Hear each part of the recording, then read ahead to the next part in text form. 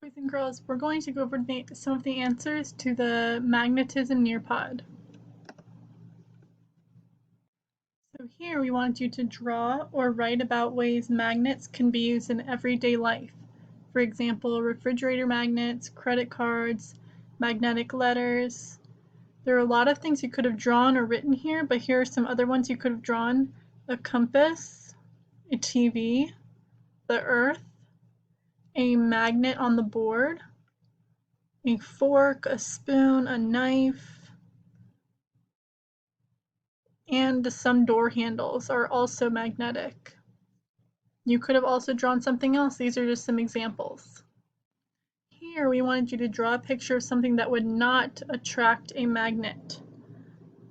So remember we talked about and watched a video about how wood would not attract a magnet. They would repel each other.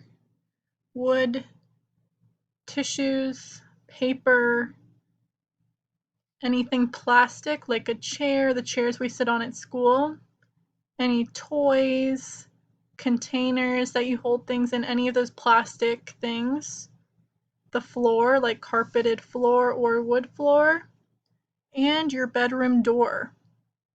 These are examples of things that would not attract a magnet. You might have drawn something else. These are just some examples.